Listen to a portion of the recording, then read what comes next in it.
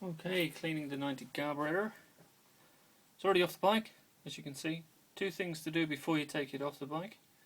First, clean the outside. You don't want grit going in it that's on the outside. Easy to do at home, not so easy at the side of the road when you're broken down, but we'll ignore that for now. Secondly, clean out the filter. It's a lot easier while it's still attached to the bike.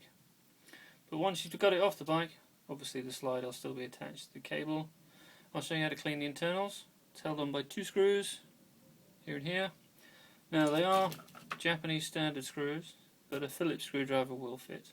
But we'll ignore that for now. Seeing as we have the proper tool, we shall use it. Now when you undo screws, or nuts, or bolts, or anything like that, don't try and lever them off. You'll only strip them. Crack them.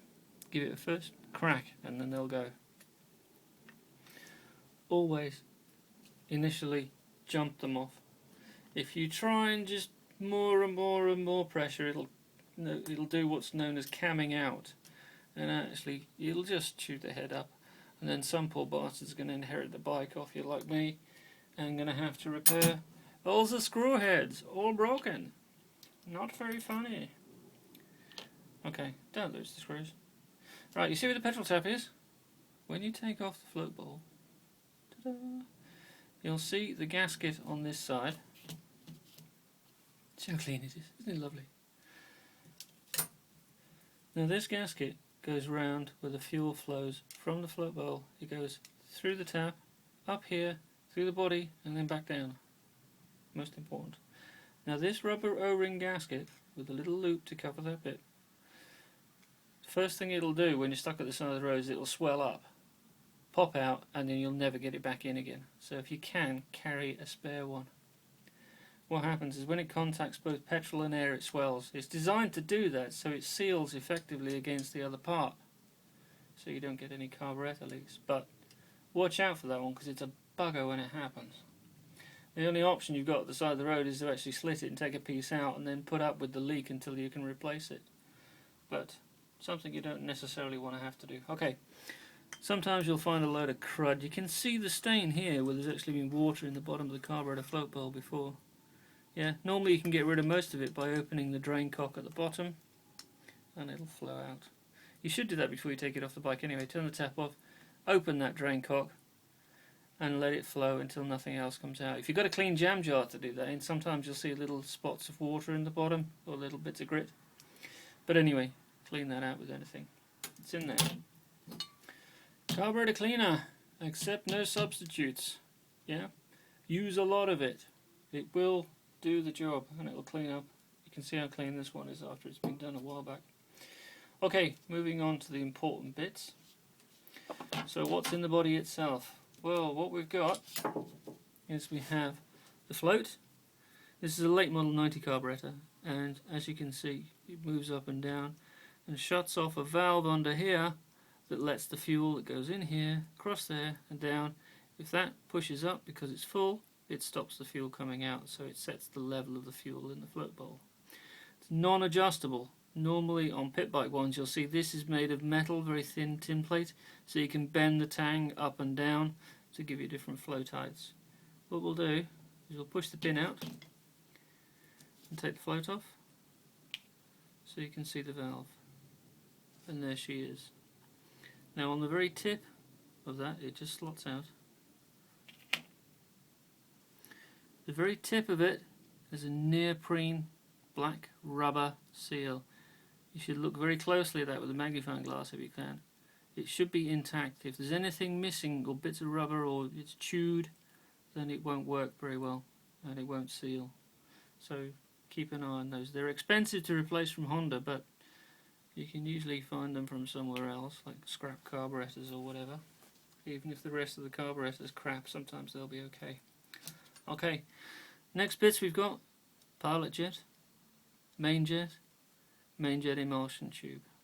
Start with the pilot jet. Good fitting screwdriver, accept no substitutes, and again, crack them. Don't lever them and chew the heads off them. Now this is actually a combined jet and emulsion tube, so when you look at it, it has a very fine hole that goes to the middle, size 0.40, that's 0.40 of a millimetre if you measure it, but it's actually rated in flow rate. And it also has an emulsifying section where they let airs mix in with the fuel before it exits the top. So you don't actually feed neat fuel through the carburetor orifice itself. It actually comes out as an emulsification of both air and fuel itself. Again, multiple applications of carb cleaner, both in there and all through this. Make sure all the holes are clear. You should be able to see through these little holes from one side to the other. And again, you should be able to see through the center. Do not poke it with anything metallic if it's blocked. If it's blocked, chuck it in a tiny gem jar with some carb cleaner overnight, let it soak, and it will break down and it will come free. Okay. Now you can also apply your carb cleaner through the orifice, and you should see it will squirt out about halfway down the bottom of there where the exit port is. Yeah, so again, it'll come out everywhere. Make sure you got a nice bit of clean rag in your hand. Moving on to the main jet, same sort of thing. Now sometimes when you undo these, the emulsifier tube comes out with it, but not in this case. So that's the main jet. Now on a 90 it's going to be either an 80, an 82 or an 85. I've seen them all in different ones. This is an 85. Make sure you can see through it. Yeah. If you can't, then there's something blocking it. Sometimes you can get away with using a nylon bristle out of a brush to poke it out. Don't try anything metallic, but a nylon bristle will sometimes do it. And again, your carb cleaner and through the orifice itself, trying to clear the pathways through. Putting that to one side. You can take out the emulsification tube. In this case it hasn't come free. Normally they come out with the jet if they're at all loose. But the same sort of thing. It actually looks like the bottom half of this with a load of holes in it.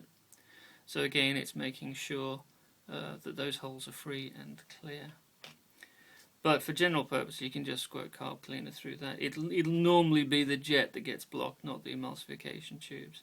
And it's mostly crap in the bottom of the float bowl that causes you problems. It'll start bouncing and hitting the bottom of the jet, and it'll idle. But as soon as you've got to pull away, it'll die. And that's a real common problem for dirty carburetors. Okay, so once all that's squirted through and cleaned, again, clear out the path where the petrol goes down, across and out. Apply your carb cleaner, it's got a little nozzle on it, squirt through there and it'll come out here. Then reassemble it all back together, being very, very careful. Blowing through them before you do it, make sure there's absolutely no grit on it whatsoever. Now, we are not gorillas, yes? We tighten them very, very gently. There is no need to go mad with them. They won't fall out. The only time I've known a main jet to fall out is actually on an MZ, but it can still continue to run on 3/4 throttle for about 200 miles before we actually found out what the problem was. Okay, pilot jet. Just nip them. There's no need to go mad. Now for the fiddly bit, we've got to replace the float. So we've got the needle valve, and it fits in a little slot in there. Yeah, and you have to hold it in with your finger.